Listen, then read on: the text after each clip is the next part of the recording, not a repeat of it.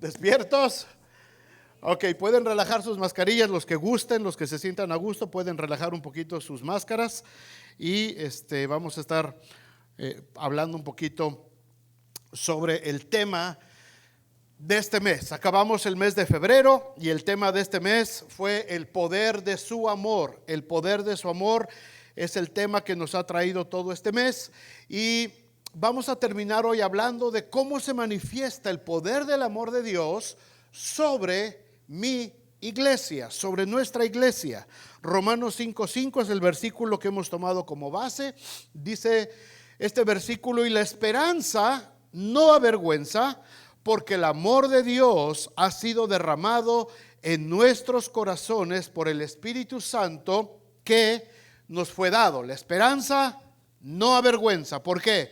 Porque Dios ha derramado en nuestros corazones su amor por medio del Espíritu Santo. En las pláticas anteriores, los 3 domingos anteriores, hablamos y dejamos establecido ya que el amor de Dios, hermanos, no tiene nada que ver con el tipo de amor que nosotros experimentamos a nivel de seres humanos, ¿verdad? No tiene nada que ver con el amor que yo tengo hacia mi pareja, hacia mis hijos, hacia ustedes, hacia la gente que conocemos a nuestro derredor. El poder, el amor de Dios tiene más que ver con el poder de transformación que tiene sobre nosotros. No, por supuesto que nos sentimos amados y consolados y nos sentimos con mucha ternura cuando pensamos del amor de Dios. Pero el amor de Dios es mucho más que eso. El amor de Dios no es un sentimiento. El amor de Dios es poder. ¿Es qué? Poder. Es poder para transformar. Porque yo no puedo amar por mí mismo. Yo no puedo entender el amor por mí mismo. Yo no puedo conocer el camino a la salvación si no es a través del amor de Dios, si no es por ese poder del amor de Dios que es para salvación primeramente. Y después también, por supuesto, es para consolación y confortamiento de nuestras almas. Ahora, yo tengo que entender, lo vimos en el primer tema, tengo que entender mi vida cristiana a partir del poder del amor de Dios. Cuando yo entiendo y empiezo a comprender el amor de Dios en mi vida personal, entonces me doy cuenta de la realidad espiritual en la que vivo. Entonces me doy cuenta de que el poder de Dios tiene toda la autoridad para que yo tenga la determinación de cambiar mi rumbo de vida, dejar mi vida de pecado y empezarme a encaminar hacia la vida de santidad que Dios quiere para mi vida. Cuando yo percibo el amor de Dios, entonces puedo entender los vínculos que se forman cuando yo empiezo a formar mi familia con mi esposa y con la gente que está alrededor de nosotros. En el tercer tema, la semana pasada, hablamos acerca de cómo el poder del amor de Dios se debe de manifestar a través de nuestros hijos. ¿Cómo lo podemos nosotros entender? No se trata solamente de consentir a nuestros hijos, no se trata solamente de sobreprotegerlos o por el contrario de dejar que crezcan como florecitas silvestres. Se trata de entender que el poder del amor de Dios nos guía a la verdad de su palabra para poder guiar a nuestros hijos. Ahora, una vez que entiendo cómo funciona el poder del amor de Dios a nivel personal, a nivel de familia, ahora tengo que entender cómo funciona este mismo poder del amor de Dios, hermanos, en mi iglesia. En mi iglesia. Por eso estamos aquí. No venimos aquí porque pues no teníamos nada que hacer. Venimos aquí porque Dios nos congregó aquí. Dios nos trajo aquí con un propósito. No podemos ver a la iglesia a través de un amor a nivel de ser humano. El hecho de ser parte de una iglesia no significa necesariamente que automáticamente todos estamos llenos de amor. No por el hecho de que estás aquí ya es, ay, cuánto amor tengo por todos ustedes, hermanos. Cómo los amo. Desbordo. Es más, esto es mi corazón, pues. No puedo ver el amor entre hermanos solamente a nivel como lo ve el ser humano. ¿Por qué? por lo que estuvimos viendo en las pláticas anteriores, porque seguimos siendo personas que estuvimos viviendo, hermanos, con una mente totalmente condicionada y moldeada por el pecado. Tan simple como eso. Estuvimos nosotros moldeados por sentimientos negativos, por egoísmos. Concebíamos el amor de una forma a veces hasta perversa, un amor condicional. Te quiero siempre y cuando tú me quieras, ¿verdad? El clásico, cuando estás enamorado y dices, ¿me quieres? Sí. ¿Cuánto? No, pues un chorro. ¿Cuánto? De aquí a la luna. ¿Y tú? Y esperabas la respuesta. ¿Y qué pasa cuando la respuesta no llegaba a la luna? Inmediatamente te sentías vulnerado, te sentías atacado. ¿Por qué? Porque el amor humano espera que si yo la amo, ella tiene la obligación entonces también de amarme de la misma manera. Ese es el amor humano, porque somos egoístas y porque siempre estamos preguntando, oye, ¿me amas? ¿Me quieres? ¿Todavía me quieres? ¿Todavía te gustó? Porque nuestro egoísmo humano nos hace pensar primero en nosotros, en lugar de pensar en el beneficio de las otras personas. Así es que, hermanos, cuando pensamos en el amor humano, a nivel de ser humano, este amor condicional, en esta condición basada en nuestro pecado, no podemos ver en ese mismo nivel el amor que debemos de tener nosotros como iglesia, dentro de la iglesia, entre nosotros como cristianos. Por eso, hermanos, es un grave error querer entender el amor dentro de la iglesia desde esa perspectiva. El amor entre nosotros como cristianos tiene que verse y tiene que entenderse desde la perspectiva del poder del amor de Dios. No sé si están de acuerdo todavía o no, pero ahorita que acabemos la plática probablemente ya estén un poquito más de acuerdo conmigo. Tenemos que ver el amor entre nosotros desde la perspectiva del poder del amor de Dios. Y para eso vamos a contestar 3 preguntas en esta plática. 3 preguntas que nos van a ayudar a entender y a conocer mejor cómo opera el poder del amor de Dios. Voltea y ve más o menos cuánta gente hay a tu alrededor. Voltea a los hermanos. Ve a quienes están ahí. ¿Verdad? Unos no quisieron ni voltear para no ver a nadie. Y los que voltearon dijeron, ay, ahí está mi amigo, ay, ahí está mi amiga, ahí está, ay, ahí está. Porque ese es nuestro condicionamiento humano. Somos amigos entre nosotros y entre unos y otros de ustedes son más amigos que con otros. Y se llevan mejor con otros. Con unos están casi todo el tiempo metidos en la casa del uno y del otro y están compartiendo juntos y todo. Y con otros es muy raro que vayan. Y cuando van así como que muy estirados, como que muy a fuerza y ya nomás están viendo la hora de irse. Y con otros te dan las 3 de la mañana y no te quieres ir. ¿Por qué? Porque nuestro amor como cristianos muchas veces está condicionado por nuestra perspectiva desde el punto de vista humano. No del punto de vista del poder del amor de Dios. Primera pregunta que necesitamos contestar. ¿Cómo se manifiesta el poder del amor de Dios dentro de un grupo de creyentes llamado iglesia local? ¿Cómo se manifiesta o cómo se debe de manifestar el poder del amor de Dios dentro de una iglesia? Juan 13:34, Jesús les dijo a sus discípulos: un mandamiento nuevo os doy. ¿Cuál fue el mandamiento? Que os améis unos a otros como yo os he amado. Que también os améis unos a otros. Ahora, el Señor les está poniendo la condicionante. Yo quiero que ustedes se amen entre ustedes. Hasta ahí todo bien. Dice Jesús, pero yo no quiero que se amen como ustedes creen que se aman. No les estoy diciendo que se amen como si fueran los grandes amigos. Les estoy diciendo que se amen en la misma dimensión y proporción como yo os he amado. ¿Y cómo nos amó el Señor? ¿Hasta dónde nos amó el Señor? Hasta dar su vida por nosotros. ¿Cuántos de aquí estamos dispuestos a dar nuestra vida por el hermano que está cerca de ti? Por el que volteaste y que dijiste, ay. ¿Cuántos estamos dispuestos a dar nuestra vida? Esa es la dimensión del amor que Jesús nos puso como iglesia, hermanos.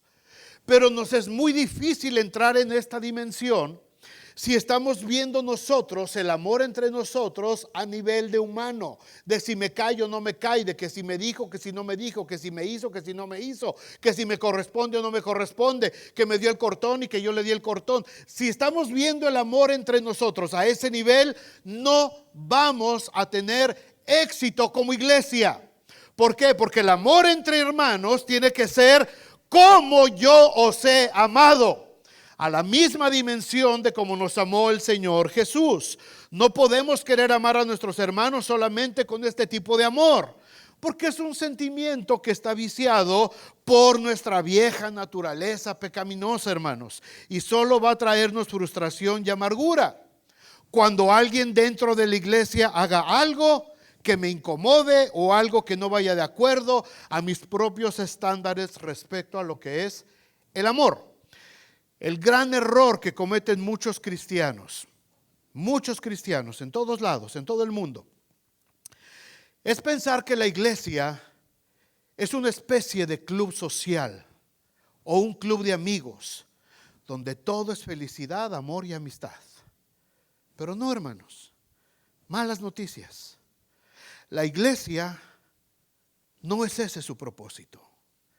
La iglesia no es un club de amigos. Somos un grupo de pecadores que hemos reconocido la necesidad del arrepentimiento y la necesidad del perdón de nuestros pecados por medio de la sangre de Cristo. Esa es la iglesia. Esa es la iglesia. Aquí nadie se las da de perfecto. Aquí nadie se las da de que, todo el mundo me ama porque, yo soy nadie. Porque somos carne. Porque fallamos, porque nos equivocamos, porque cometemos errores, porque la regamos a cada rato, hermanos. No podemos vernos como si fuéramos un club social, y la gente tiene esa idea allá afuera, porque quizás nosotros hemos promovido esa idea. Cuando digo nosotros, hablo de la iglesia cristiana en todos lados, en todas las ciudades, países y lenguas y culturas. Porque quizás nosotros hemos querido dar la idea de que cuando llegas a la iglesia, aquí todos, nos amamos y somos bien buenos amigos y todos nos queremos. Y a lo mejor estamos dando una idea de un club social, de un club de amigos, un club de cuates, donde nos juntamos a hacer carne asada y donde nos juntamos a tomar cafecito y a cotorrear el domingo y nos la pasamos a todo dar. Pero esa no es la iglesia. Esa no es la realidad de la iglesia. La iglesia es un conjunto de gente que fue llamada de allá afuera, que fue llamada para ser parte del pueblo de Dios, que reconocimos que éramos pecadores, que nos equivocábamos, que habíamos ofendido a Dios y que decidimos venir a buscar esa reconciliación con el Padre por medio de Jesucristo. Esa es la iglesia. Y la iglesia está formada por ese tipo de personas. Somos ese tipo de personas. Esta condición de arrepentimiento y de restauración espiritual por medio de Cristo no nos convierte en un club de amigos, hermanos. Nos convierte en un cuerpo. ¿Nos convierte en qué? En un cuerpo. Somos un cuerpo. Romanos 12:4 dice: porque de la manera que en un cuerpo tenemos muchos miembros, pero no todos los miembros tienen la misma función. Así nosotros, siendo muchos, somos un cuerpo en Cristo y todos miembros los unos de los otros. Perdón, son mis alergias. No voy a decir, el pastor se está dando las tres. Nosotros, siendo muchos, somos un cuerpo. Y todos miembros, los unos de los otros. Si somos parte de un cuerpo, hermanos, debemos de cuidar y sustentar a ese cuerpo. Porque a menos que tengas un problema de autopercepción distorsionada de la realidad, vas a aborrecer tu cuerpo, como mucha gente lo hace hoy, como es parte de la cultura para muchas gentes, ¿verdad? y lo destruye su cuerpo pensando que lo va a componer o arreglar, lo destruye. Pero la gente normal, la que tiene una mente sana, no anda poniéndose y quitándose pedazos de cuerpo. Tampoco anda perforando todo su cuerpo como si fuera coladera, ni anda pretendiendo agradar a los que le critican, sino que cuida su cuerpo de forma normal y lo sustenta, como dice Pablo, cuando se refiere al amor que el esposo debe de profesar a su esposa. Efesios 5:28 dice: así también los maridos deben amar a sus mujeres como a sus mismos cuerpos. El que ama a su mujer, a sí mismo se ama. Y el versículo 29 dice Pablo: porque nadie aborreció jamás a su propia carne. Nadie. En aquel entonces no había cirugías plásticas, ¿verdad? Pero dice Pablo, porque nadie aborreció jamás a su propia carne, sino que, ¿qué es lo que haces con tu cuerpo? Sino que la sustenta. ¿Qué quiere decir sustenta? La cuida, la alimenta, la procura, la viste con dignidad. Eso es lo que hacemos con nuestro cuerpo. Pablo le está hablando aquí a los efesios. Los efesios, acuérdense, eran parte de el Asia Menor, donde había permeado el imperio griego antes del romano, y eran griegos realmente. La gente de Éfeso, de toda esa región, eran griegos de nacionalidad. Y los griegos, ellos tenían, hermanos, un culto desmedido por su cuerpo. Ellos adoraban sus cuerpos, ellos cuidaban sus cuerpos. Por eso Pablo a los efesios les hace esta referencia. Porque la gente, los griegos, y ustedes lo pueden ver en las olimpiadas griegas y todo eso, el mundo antiguo, los griegos eran muy dados a cuidar su cuerpo y se veían en los espejos y todo el tiempo estaban viéndose y midiéndose y viendo que no les saliera ni un átomo de grasa de más, y eran muy vanidosos los hombres, los griegos. Las mujeres, bueno, no se diga, ¿verdad? Por eso les digo, no había cirugías plásticas, sino en ese entonces se hubieran puesto bíceps y se hubieran puesto acá y por todos lados. Pablo dice, en su sano juicio, nadie aborrece a su cuerpo. Tú no aborreces tu cuerpo, a lo mejor no te gusta, pero porque no te guste tu cuerpo, no lo dejas una semana sin comer o sin tomar agua. Ay, no, estoy regordo, me voy a poner a dieta. No como en una semana. A ver, papá, al rato te veo con Lisette en los tacos. No aguantas. ¿Cuántos entraron al gimnasio? No levanten las manos. Pero ¿cuántos entraron ahora en enero a los gimnasios? ¿Cuántas inscripciones? Especiales de gimnasios fueron y vinieron. Estamos apenas en marzo. ¿Cuántos seguirán en los gimnasios? Ya para junio ni te pregunto. Ya el gimnasio fue negocio redondo.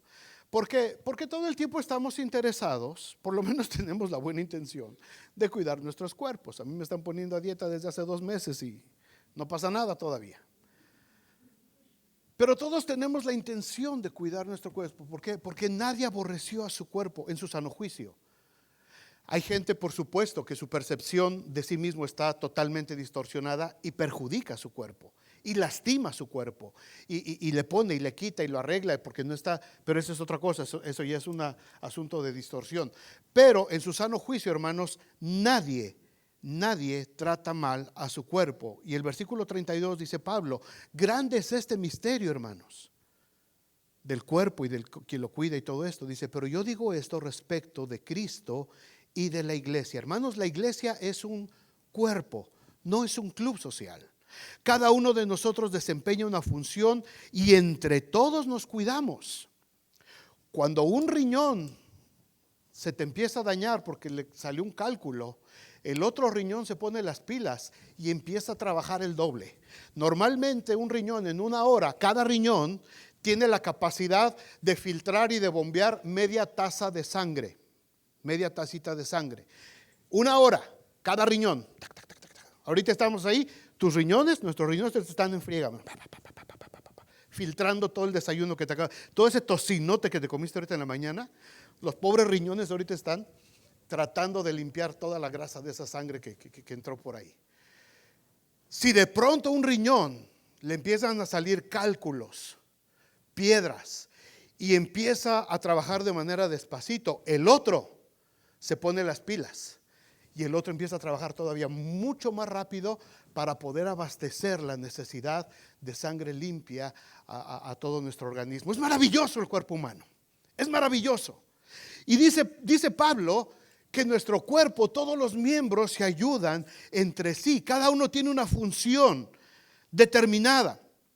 Cuando el cuerpo recibe bacterias, cuando un virus al sistema inmunológico, inmediatamente el sistema inmunológico empieza a combatirlo, ¿verdad? ¿Y qué es lo que hace el sistema inmunológico? Lo primero que hace es que te debilita. Si te cayó un virus, los que ya pasaron ahorita por la enfermedad esta, pero normalmente cuando te cae cualquier virus, lo primero que haces es, ay, me siento todo cansado. Y dices que estoy cansado. No, tu propio sistema te está cuidando y te está debilitando. Y si es necesario, le va a subir el calor a tu temperatura para que te sientas que no tienes más ganas más que de irte a la cama y de acostarte y quedarte sin mover. Eso lo hace tu sistema inmunológico. Él es el que te manda a la cama. Porque dice, no quiero que ahorita gastes energía en nada, ni siquiera en comer. Dame chance, necesito cada célula de tu cuerpo y cada molécula de energía en este momento para poder combatir esta infección. Si no, no la vamos a hacer, compadre. Así es que vete a la cama. Y ahí estás todo. Ay, ya no aguanto. Entonces, es que el virus me trae. No, no es el virus el que te trae. Es tu propio sistema inmunológico que te está cuidando, que te está protegiendo. Y te está mandando a la cama, te quita las ganas de todo para que le des chance de que mientras estés acostado, él empieza a trabajar y todas las células del cuerpo empiezan a trabajar para tratar de combatir ese virus extraño que ha llegado a invadir el cuerpo. Por eso, hermanos, es muy importante. Cuando te sientes así, obedece a tu cuerpo. Ah, no, me tomé 10 Tylenol y estoy como si nada. Y me eché 3 monstruos y ya no me duele. Pobre cuerpo, pobre cuerpo. Todos lo tenemos que cuidar. Todos lo tenemos que obedecer. El cuerpo empieza a trabajar cuando siente que hay un enemigo. Es maravilloso, hermanos. Antes se creía, por ejemplo, que el apéndice no servía para nada. ¿A quién ya le quitaron el apéndice de aquí? ¿A alguien? 1, 2, 3 desapendizados. A José también, a José Sarmiento ya le quitaron, me acuerdo que llegó al hospital. Antes, cuando yo estudié, se creía que el apéndice no servía para nada, que era solamente un pedacito que había sobrado del intestino. Imagínense Dios, ay, me sobró un cachito, ¿qué hago? Se lo pongo acá. Y por mucho tiempo los científicos pensaron, no, pues fue un pedacito de intestino que sobró y pues ahí quedó. Otros se atrevieron a decir, es lo que quedó de nuestra evolución del chango. O sea, era la tuya, mami. Resulta, hermanos, que el apéndice es una bolsita, es un almacén que Dios nos puso. Es un almacén. ¿Y saben qué guarda ese almacén? Bacterias. Es un almacén repleto de bacterias buenas. Cuando estás enfermo del estómago, cuando tienes una gastroenteritis, cuando te duele la panza porque algo hiciste y comiste de más y traes una gastroenteritis, de ese pequeño depósito empiezan a salir millones de bacterias para ayudar a que esa infección en el tracto intestinal desaparezca. ¿No es maravilloso el Señor, hermanos? ¿No es maravilloso? Ahora, estamos hablando de la iglesia, no es clase de anatomía. Estamos hablando de la iglesia. No somos un club social, somos un cuerpo. Y como cuerpo, todos nosotros tenemos una función. Nadie aquí está de más. Dios no dijo, ay, ¿qué haré con el Jaciel? Pues lo voy a echar allá en la iglesia a ver de qué sirve. No, lo puso con un propósito. A Chuy, a Niria, a Nicolás, a Benji, a Rosy, a todos nosotros, Dios nos puso aquí con un propósito. Que no sepamos nuestro propósito es otra cosa.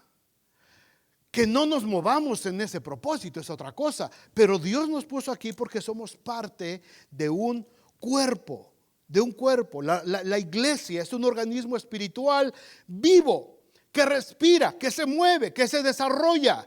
Todos somos parte, por lo que tenemos que aprender a amarnos, no como amigos de un club, sino como miembros de una nación santa, de un pueblo adquirido por Dios. Pero no es fácil amar a los hermanos. ¿Por qué? Porque tenemos diferentes maneras de pensar, porque tenemos diferentes formaciones, tenemos diferentes extractos sociales, tenemos diferentes características. No podemos pretender amarnos, hermanos, con el amor a nivel de ser humano. No puedo amarte yo como un ser humano solamente porque estoy en la iglesia. Tiene que entrar en acción el poder del amor de Dios para poder entonces manifestar el amor unos por otros. No puede ser solamente porque nos caemos bien.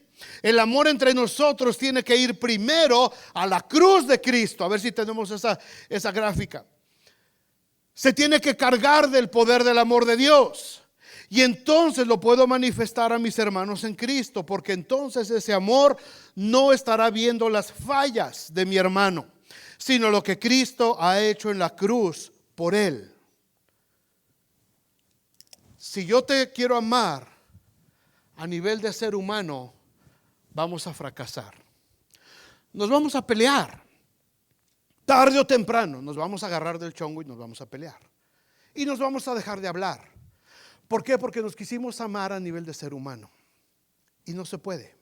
Somos una iglesia. Somos un cuerpo en Cristo. Así es que mi amor primero tiene que ir a la cruz de Cristo. Y la sangre de Cristo tiene que llenar ese amor para poderlo yo reflejar a cada uno de ustedes. Si no fuera por el amor de Dios, hermanos, que se manifiesta de esa manera, no nos podemos amar. Punto. Te pueden caer muy bien tus compadres, pero no los puedes amar como parte de la iglesia, solamente a nivel de ser humano. Tiene que ser a través del poder de la sangre de Cristo Jesús. Porque a través de ese poder voy a poder yo ver más allá de tus errores, más allá de tus defectos, más allá de lo que me parezca bien a mí o mal de lo que tú estés haciendo, más allá. No me importa lo que haya sucedido, no me importa lo que haya pasado, no me importa si llegamos a tener diferencias. Yo te amo porque el Señor me mandó que te amara como Él me mandó que te amara, como Él me amó a mí. De esa manera yo puedo amar a la iglesia, puedo amar a los cristianos.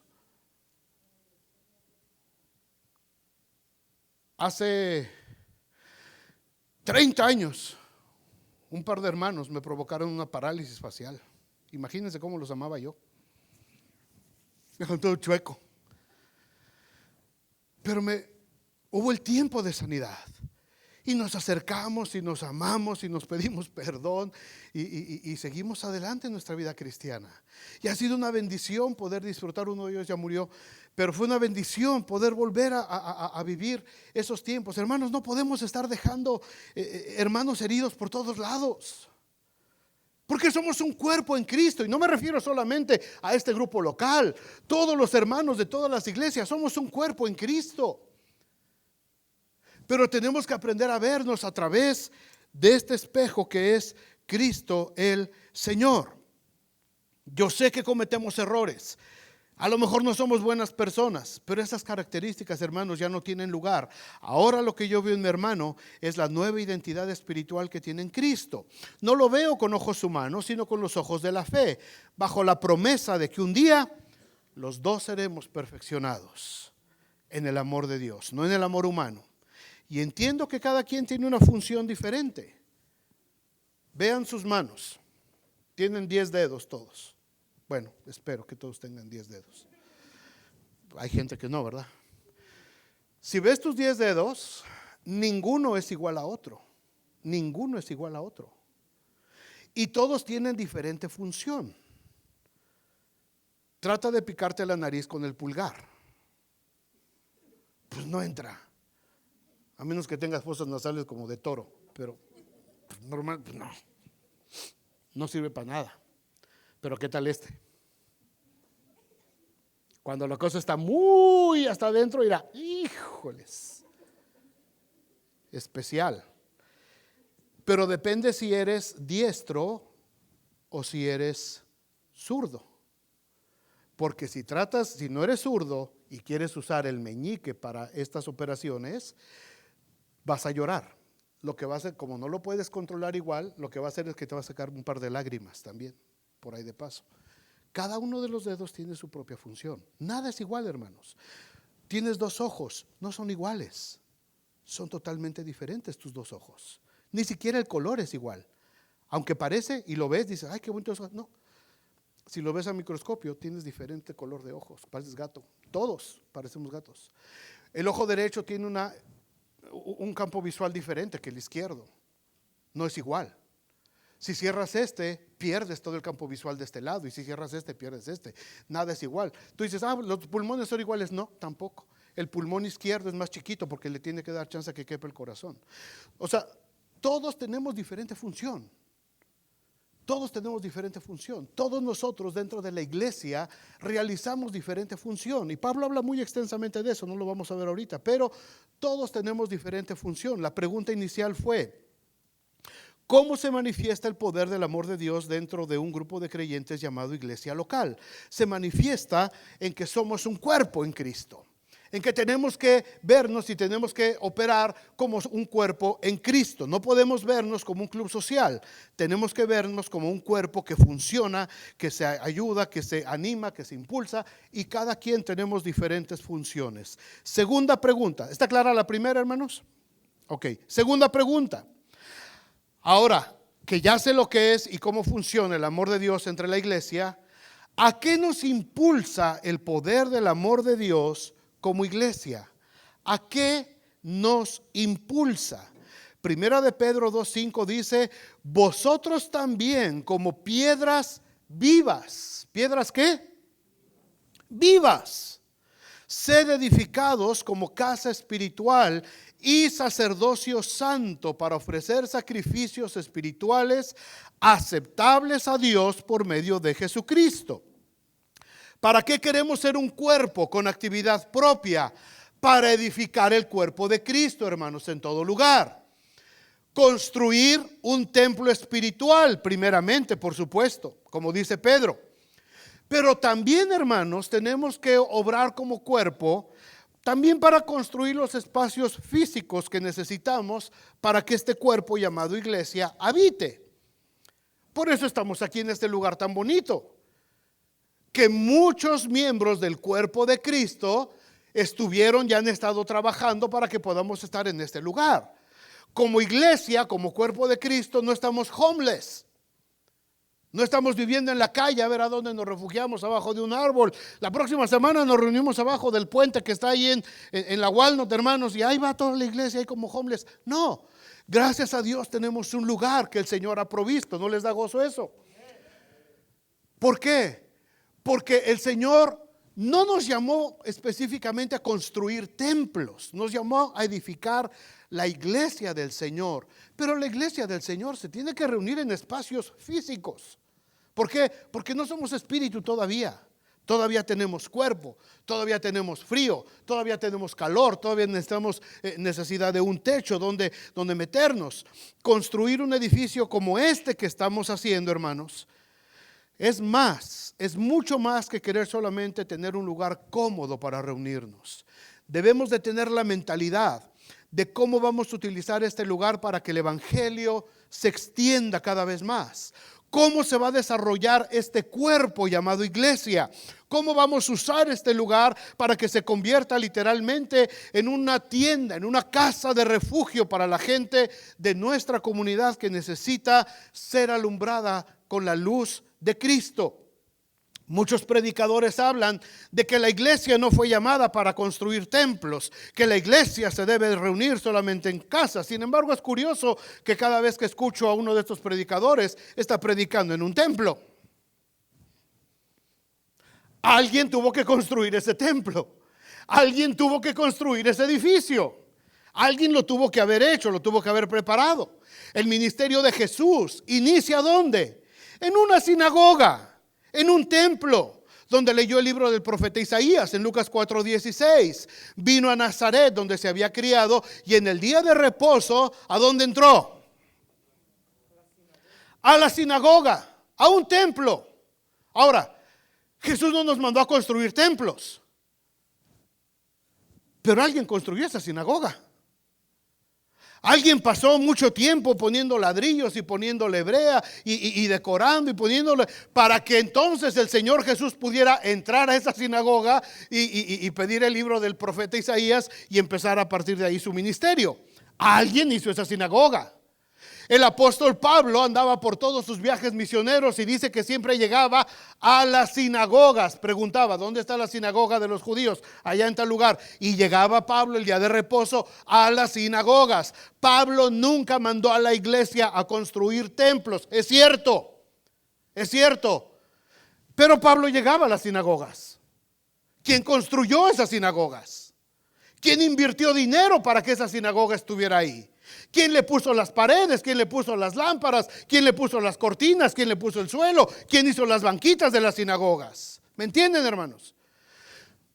A veces queremos espiritualizar demasiado, pero tenemos que ver también las cosas prácticas para lo que la iglesia ha sido llamada. Es verdad que no podemos caer en el extremo de querer construir catedrales llenas de lujos, paredes cubiertas de oro, tampoco vamos a hacer eso. No es para nuestro beneplácito, ni es para gloriarnos de nuestra obra. ¿Se acuerdan cuando Jesús iba con sus discípulos después de la oración? Salieron del templo. Dice Mateo 24:1, cuando empieza el mensaje apocalíptico de Mateo 24:1, dice, cuando Jesús salió del templo y se iba, se acercaron sus discípulos, ¿para qué? Para presumir. Mira, Señor, chécate nomás para que te des un quemón. Ir al edificio que hicimos. Ese no era el propósito del templo. Ese templo no se construyó para vanagloriarse. Y Jesús les dijo, todo lo que están viendo no quedará piedra sobre piedra. Se va a caer. Y ¿saben qué, hermanos? Estamos trabajando mucho por este edificio. Les doy una buena noticia. ¿Listos? ¿La quieren oír? Se va a caer. Se va a desbaratar. De todo esto no va a quedar piedra sobre piedra. ¿Ven estas lámparas tan bonitas? Se van a acabar. ¿Cuándo? No sé, eso sí no sé. Ya no vamos a estar aquí, por supuesto. A lo mejor una secta rara por ahí, ay, mira, estos se los llevó el Señor en el rapto y dejaron ahí un lugar bien bonito, vámonos para allá. Se les va a caer. No se trata de edificar para gloriarnos, hermanos, pero si tenemos la oportunidad, por supuesto, la iglesia a lo largo de los siglos ha levantado centros de adoración a Dios y de reunión para la iglesia en todos lados. En Cuba se reúnen abajo de los árboles, la iglesia árbol que se llaman. No tienen la libertad de construir, pero ellos se reúnen, escogen árboles de los más grandes, más frondosos, y allá abajo se reúne la iglesia. Aquí en este lugar, hermanos, hemos participado todos construyendo. Justo ayer que estaba yo escribiendo esto, en Facebook me apareció, ve que te salen las memorias, Your Memories en Facebook, 3 años atrás. Justo me sale el video de cuando estábamos echando el cemento ahí para para el área de baños. Y lo puse porque justo estaba escribiendo esto cuando veo que me aparece ese videíto y lo puse, véanlo por ahí si lo ven, y me acordé y hasta la piel se me encogió, Héctor. Ahí está el Héctor en su maquinita esa, ¿te acuerdas la que rentamos? Y ahí venía el Héctor, y ahí estaba Arturo y estaba Jaciel y estaba, todo el mundo estaba ahí, Ramón nada más estaba de supervisor. Pero estaba todo un grupo de varones, como 20, 30 varones, echando el cemento, José Herrera, Pepe, todos estaban ahí echándole ganas. Hermanos, todos hemos participado. En mi vida yo les he platicado, yo he construido un montón de lugares de adoración o participado en la construcción de lugares de adoración. Todos de una forma, de otra, unos físicamente, otros económicamente. Las hermanas físicamente trabajando también. Hay una foto por ahí de Cintia, toda polvosa, toda llena. Ahí justo donde estás, ahí abajito. Ahí donde está Cintia y Benji, allá arriba, había un hoyo, para los que nunca lo vieron, había un agujero ahí arriba en la pared que da a la capilla de ahí arriba. Y cuando destruimos todo el piso de allá arriba, por ese hoyo tiramos todo. Ahí donde están ellos había una pila de escombro inmensa. Y ahí está esa foto donde están Rosy, está Cintia y algunas hermanas más y unas chicas. Todas parecen polvorón sevillano. Todas cubiertas de polvo ahí paraditas, porque ellas se encargaban de acarrear todo el escombro. Allá donde está esa entrada tan bonita de vidrio que se ve ahorita, no había eso, estaba ahí una cortina fea, vieja y todo lleno de escombro y unos muchachos aventando todo el escombro ahí. ¿Por qué? ¿Por qué, hermanos? ¿Por qué lo hacemos? ¿Por qué lo hacemos? Porque amamos la obra de Dios. Porque tenemos amor por la obra de Dios, porque entendemos que la iglesia ha sido establecida por Dios para poder impactar a esta comunidad. El amor de Dios nos impulsa a trabajar. El amor de Dios nos impulsa a hacer la obra que el Señor nos ha mandado a hacer. Yo siento mucha satisfacción cuando veo este lugar. A propósito, puse unas fotos de antes y después en inglés en un grupo de Facebook que es parte de la historia de la ciudad de South Bend. Dije, aquí hay muchos gringuitos, y yo la puse con toda la mala intención del mundo, se los confieso. Dije, de aquí alguien va a salir, yo querer aportar y yo querer donar para tu edificio. Hasta ahorita nadie ha contestado. Pero Dios proveerá. Hay como 100 tantas personas americanas que han puesto ahí comentarios. Uy, wonderful, beautiful, nice, good place. Oh, I remember that place. Oh, that building. Oh, I remember when I was a kid. Y yo le digo, pues sí, pero muy bonito, pero pues cáele. Así es que, hermanos, todavía nos falta mucho. Yo espero que este año podamos terminar por lo menos el auditorio. ¿Cuántos dicen amén? ¿Estás listo, Héctor? ¿Está listo Cristino allá? ¿Está listo Arturo? Acá está su representante, así es que, y todos los demás, ¿verdad? Acá está Miguel, está Carlitos Zagal, estamos todos listos. Yo espero que este año podamos terminar aquel auditorio, hermanos. ¿Para qué? Para decir, uy, miren mira, Señor, ven, te voy a mostrar nuestro. No, hermanos, no. Este lugar tiene que ser un centro de bendición para esta ciudad. Si Dios permite, nada más que empiece a calentarse un poquito a aquel lado, este lugar, y aquí está Paul de testigo, ya tenemos este lugar con el Departamento de Salud, y aquí va a ser un centro masivo de vacunación para la comunidad hispana. Este edificio, aquí muchos de ustedes a lo mejor les va a tocar ser vacunados aquí en este lugar. ¿Por qué? Porque Dios nos puso para hacer bendición. Dios nos puso para que ayudemos. Dios nos está dando la oportunidad de impulsarnos para poder bendecir, para poder ayudar a otros hermanos. Así es que no sabemos lo que va a pasar en unos años en este edificio en el que estamos trabajando ahorita. ¿Cuántos Pablos, cuántos Bernabés se van a levantar aquí? ¿Cuántos Timoteos, Titos?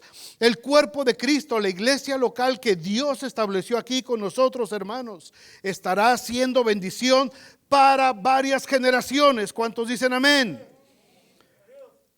Pero el amor de Dios, hermanos, no solamente nos impulsa a juntarnos a trabajar en un proyecto, nos impulsa también como iglesia a servir, hermanos. Hemos hablado de esto muchísimo. La iglesia fue llamada a servir. La iglesia tiene que servir a su comunidad. Tenemos que servir a nuestra generación. Tenemos que servir a los que están vagando sin luz y sin esperanza. Tenemos que servir a nuestros niños, a nuestros jóvenes. Fuimos llamados a servir. Hay 1000 oportunidades para servir, hermanos. Hay formas ilimitadas de servicio que podemos hacer, como lo ha hecho la iglesia a lo largo de los siglos. Pero necesitamos a todo el cuerpo dispuesto a servir. Si esta mano tiene ganas de servir, pero esta dice, ay, no, me estoy acalambrando, ya valió. Si las dos manos quieren servir, pero los pies dicen, ay, no, es que tengo calambres, ya valió. Si mi mente está dispuesta a servir, pero mi cuerpo quiere estar en el sillón de la casa, ya valió. Tengo que tener la disposición. Todo el cuerpo, todos unidos. Nadie es irrelevante. Todos tenemos una importancia. La iglesia tiene que estar dispuesta a servir como un cuerpo. No a servirnos a nosotros mismos, sino a servir a nuestra comunidad. Tendremos pronto, ya cada vez mejor establecido, les decía hace rato, el Ministerio de Acción Social sigue creciendo y vamos a darle de comer a mucha gente también. Estamos abriendo nuestro edificio para el departamento de policía. Es bonito ver en las noches cómo muchos policías toda la noche están entrando porque vienen a hacer uso de los sanitarios. Y es una bendición que podamos servir nosotros aparte de nuestra comunidad. ¿Qué tantas cosas podremos hacer, hermanos? ¿Qué tantas cosas? Ya hicimos una campaña de vacunación aquí, si se acuerdan, hace 1 año, 2 años, no me acuerdo. Ya hicimos algo ahí, ya hicimos una feria de la salud, ya hemos estado haciendo muchas cosas. ¿Qué tantas cosas más no podremos hacer, hermanos? No hay límite, hay mucha necesidad, hay muchas cosas por hacer. No podemos estar nosotros solamente viendo por nosotros mismos, tenemos que buscar servir, impulsados por el poder del amor de Dios, para que se provoque lo que la Biblia dice en Hechos 2:46 respecto de la iglesia, perseverando unánimes cada día. ¿Dónde? Pero si Dios no los mandó a construir un templo. Pero ya había un templo, alguien lo había construido. Alguien se había tomado la molestia de hacer todo el diseño y toda la construcción de un templo. Y ahora los cristianos podían todos los días unánimes ir al templo. Y partían el pan ¿dónde? En las casas, porque habían entendido el concepto de iglesia, de amarse entre ellos, alabando a Dios y teniendo favor con todo el pueblo. Es decir, ellos estaban sirviendo a la comunidad los estaba viendo, el pueblo, la gente, las autoridades se daban cuenta. Esos cristianos tienen algo, esos cristianos son especiales, esos cristianos nos caen bien. Tenían favor con todo el pueblo. Y entonces, ¿quién era el que añadía a la iglesia a los que habían de ser salvos? El Señor. El Señor era el que añadía cada día a la iglesia a los que habían de ser salvos. Cuando servimos a través del poder del amor de Dios y dejamos que ese amor nos impulse, hermanos, a hacer lo que tenemos que hacer, tendremos favor con la comunidad. Y el Señor va a añadir cada día a los que han de ser salvos en nuestra comunidad. La última pregunta: ¿qué responsabilidad tenemos al haber recibido el poder del amor de nuestra iglesia? Primera pregunta: ¿cómo se manifiesta el poder del amor de Dios entre nosotros? Segunda pregunta: ¿a qué nos impulsa el amor de Dios? Tercera pregunta: ¿qué responsabilidad tenemos ahora nosotros, hermanos, por haber recibido el poder del amor de Dios en nuestra iglesia? Muchas responsabilidades. Solamente déjeme decir estas 3 para terminar. Efesios 4:15 dice: sino que siguiendo la verdad en amor, crezcamos en todo en aquel que es la cabeza, esto es Cristo. La responsabilidad de la iglesia es proclamar la verdad del evangelio. La responsabilidad de la iglesia es, díganlo conmigo, proclamar la verdad del evangelio. La responsabilidad de la iglesia es proclamar la verdad del evangelio. ¿No están muy convencidos? Más adelantito se van a convencer, porque estoy orando al Señor que los convenza. ¿Y saben qué? Convénzanse por las buenas, ¿no?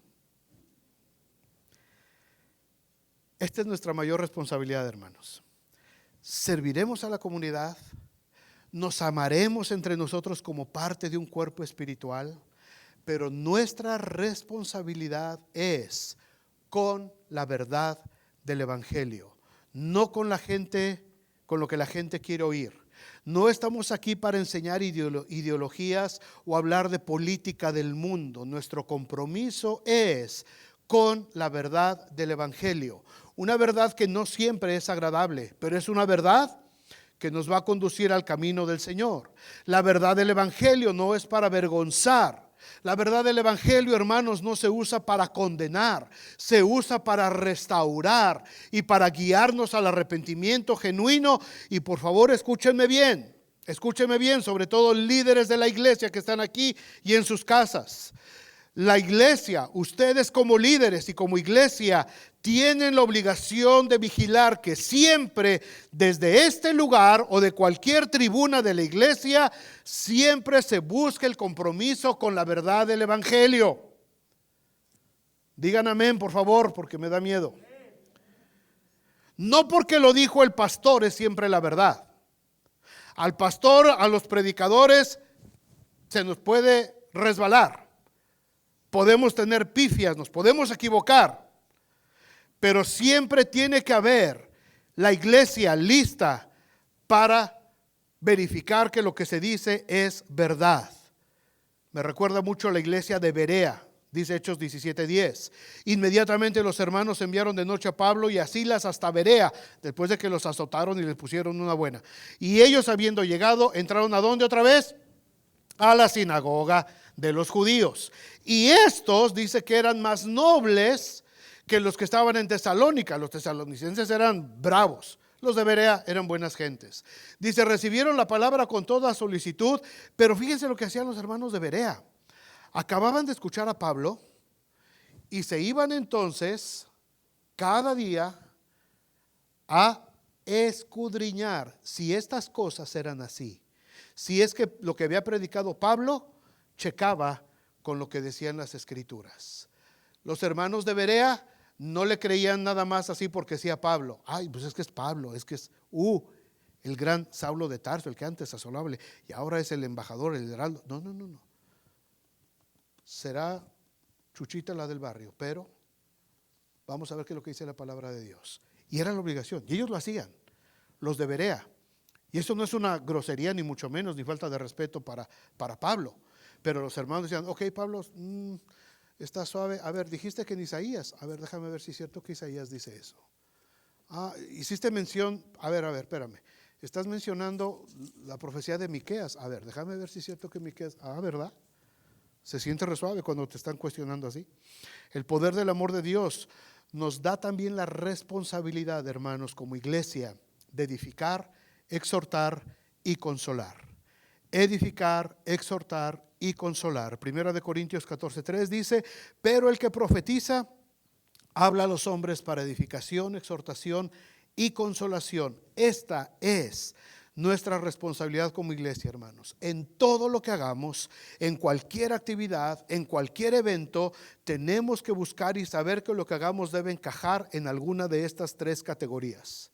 Siempre nos tenemos que preguntar, ¿este evento, esta actividad, esta plática que vamos a tener, nos va a edificar? ¿Nos va a exhortar? ¿O nos va a consolar? Si la respuesta es, pues no, yo creo que solamente es para entretenernos, quitémosla del calendario entonces. No venimos a entretenernos. La iglesia no se usa para entretenernos, solamente para hacernos sentir bien. Tenemos una responsabilidad delante de Dios. El poder del amor de Dios nos marca esta responsabilidad. Todo lo que hagamos, todas nuestras actividades, todos nuestros eventos tienen que ser de edificación, de exhortación o de consolación, de acuerdo a las escrituras. Amén. ¿Están de acuerdo? Espero que sí. Siempre nos tenemos que preguntar, siempre, reuniones de varones, cafecitos, reuniones con los chicos, con los jóvenes, todas las reuniones. ¿Entra en una de estas categorías? Si no entra en esta categoría, hermanos, mejor cambiemos de plan urgentemente. Y por último, somos responsables de ese poder que ha sido derramado en nuestros corazones. Por eso la iglesia, hermanos, no está para agradar a la gente. Esa es nuestra responsabilidad. No está la iglesia solamente para agradarnos o para hacernos sentir bien. Gálatas 1:10 dice, pues busco ahora el favor de los hombres o el de Dios. O trato de agradar a los hombres, pues si todavía agradara a los hombres, no sería siervo de Cristo. Hermanos, les digo esto con mucho respeto, pero muchas iglesias están cayendo en este error. Con tal de agradar a la gente, están convirtiendo sus reuniones, sus centros de adoración, en verdaderos circos. Es lamentable, es triste. Es triste ver iglesias, ver videos convertidas en circos. Una iglesia en Texas, inclusive de las mega iglesias en Texas, quitaron sillas, quitaron todo y convirtieron el templo en un rodeo. En un rodeo. Echaron arena y había caballos y toros y gente riéndose y gente por todos lados. Iglesias que se reúnen para ver eventos deportivos sin ningún plan evangelístico, al contrario, hasta inclusive venden bebidas alcohólicas, con tal de agradar a la gente. Y muchos dicen, es que vamos a ver si así podemos enganchar a alguna gente. Muchas iglesias han dejado hablar del pecado. No queremos hablar de la condenación eterna. Ya no queremos hablar del infierno. Déjalos que vengan en shorts, déjalos que vengan en chanclas, que se vistan como si fueran a un antro para venir a la casa de Dios. No les pidas que hagan grandes compromisos. A los jóvenes acondiciónales una discoteca dentro de la iglesia, un centro de baile, para que se diviertan. Vamos a ofrecerles las cosas que a ellos les gustan para atraerlos. Hermanos, yo me pregunto, ¿cuándo perdió el amor de Dios su poder para convencer a la gente de pecado y de juicio? ¿Cuándo perdió su poder? Que ahora necesito artimañas del mundo para tratar de atraer a la gente al perdón de Dios. ¿Cuándo se debilitó el brazo de Jehová para rescatar al pecador de las garras del infierno? ¿Cuándo? ¿A qué horas? ¿A qué hora se debilitó la mano del Señor? ¿Cuándo perdió su potencia, su dunamis, su dinamita, el poder del evangelio? Que ahora lo tengo que poner en especial y en oferta para ver si alguien viene y nos hace el gran favor de venir a nuestra reunión. ¿Cuándo? ¿Cuándo se perdió? Cuando la iglesia dejó de buscar su responsabilidad delante de Dios. Cuando la iglesia pierde ese poder del amor de Dios, entonces tiene que recurrir a cosas baratas del mundo para poder atraer a gente a que venga a llenar la iglesia, no el reino de Dios. Queremos que se llene la iglesia. Entonces vamos a hacer aquí un circo para que se llene la iglesia. No, mis amados hermanos. No, el llamado del Señor sigue siendo el mismo. Y Pablo lo dijo ahí en Romanos capítulo 1. Porque no me avergüenzo del evangelio. ¿Por qué? Porque es poder. Poder. Es explosivo. Dunamis es la palabra. Es explosión de salvación. Para todo el que quiera creer. Para todo aquel que cree. No para el que no cree. Es para el que cree. Al judío primeramente y también a los griegos. Es decir, a toda la gente de todos los países. La iglesia no está aquí, hermanos, para agradar a la gente. Vénganse, Benji, por favor. La iglesia no está aquí, hermanos, para agradar a la gente. La invitación de Jesús es muy clara todavía el día de hoy. El que tenga sed, venga y beba del agua de la vida. El que esté cansado, venga. Yo le voy a dar el descanso que necesita para su alma. Y el que quiera aceptar la invitación de Cristo, venga y ríndase a los pies de Cristo. No tenemos que hacer nada para querer atraer a la gente. Vamos a convertir esto en un circo. Vamos a hacer un evento para atraer a la gente. Vamos a agarrar incienso del altar de Satanás para presentarlo en el altar de Dios. Para ver si la gente quiere venir a escuchar lo que tenemos que decir. No podemos abaratar el evangelio. No podemos abaratar el evangelio de esa manera. El evangelio es poder. El amor de Dios en esa cruz. La sangre de Cristo derramándose, hermanos. No es para que le estemos malbaratando nosotros y rogándole al que quiera venir. Bartimeo clamaba a la orilla del camino: Jesús, hijo de David, ten misericordia de mí. La mujer enferma se arrastró entre la multitud. Quizás si toco su manto seré sana, dijo ella. Ese es el poder del Evangelio. Ahí está el poder del Evangelio. Esa es la invitación de Jesús. ¿Tú crees que Jesús, cuando iba caminando, no vio a Bartimeo que estaba ahí a la orilla del camino? ¿Tú crees que Jesús no sabía que había una mujer que venía empujando a la multitud, arrastrándose con tal de llegar a él? Y Jesús a lo mejor hasta apresuró el paso un poquito más para motivar la fe de esa mujer, no para hacerla sufrir, para que ella tuviera la fe necesaria y alcanzó el milagro que necesitaba. Bartimeo se despojó de lo único que tenía, de su capa, y corrió como pudo, en sus tinieblas, con sus ojos cerrados, guiándose por donde la gente estaba, buscando, tentando, hasta que llegó.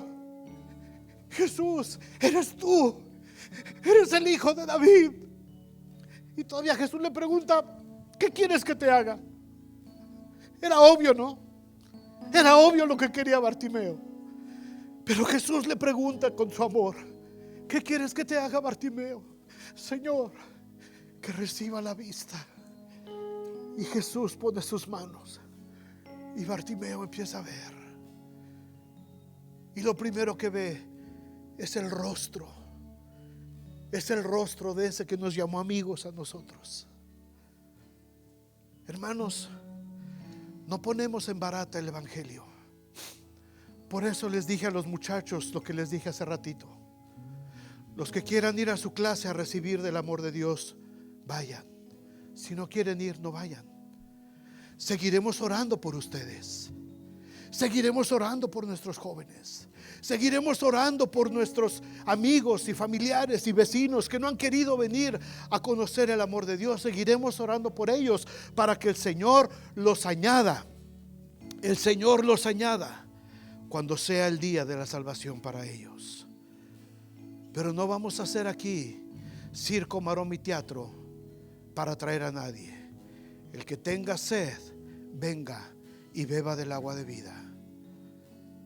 Si estás cansado, ven y el Señor te dará descanso para tu alma. ¿Cuántos están de acuerdo con esto, hermanos? Hermanos, yo quiero que esto sea parte ya de nuestra forma de pensar como iglesia. Lo pongo en sus manos. Deposito esta serie de mensajes en sus manos, hermanos, porque hay muchas cosas que se han malentendido respecto del amor de Dios. El amor de Dios es poder de salvación. El amor de Dios es compromiso. El amor de Dios es pasión. El amor de Dios es responsabilidad. Y por ese amor es que nos amamos nosotros. Pero nos amamos no porque nos caigamos muy bien. Nos amamos porque Él nos amó primero. Pónganse de pie, hermanos. Vamos a darle gracias a Dios. Oh, Señor, gracias. Gracias, Señor. Un mandamiento nuevo os doy, dice Jesús: que os améis unos a otros, pero no se amen como el mundo les ha amado. No se amen en base a su naturaleza pecaminosa. Jesús nos dice: yo quiero que ustedes aprendan a amarse de la misma manera como yo los he amado. Así se tienen que amar unos a otros. Jesús amó a Pedro a pesar de que le negó. Jesús amó a Judas a pesar de que le entregó. Jesús amó aún al criminal que fue crucificado junto a él y que se burló de él y que no creyó en él. Aún Jesús estaba en esa cruz por causa de él. Jesús amó al joven rico que decidió darle la espalda y dejar a Jesús. Porque de tal manera amó Dios al mundo, que dio a su Hijo unigénito para que todo aquel que crea en Él no se pierda, mas tenga vida eterna. Pero ese amor lo tenemos que entender a partir del amor de Dios.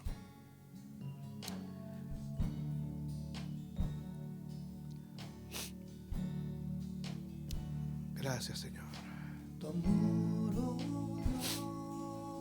Sí, Señor. Piensa en estas palabras. Piensa en estas palabras. Deja que el Espíritu Santo selle esta palabra en tu corazón, en tu espíritu.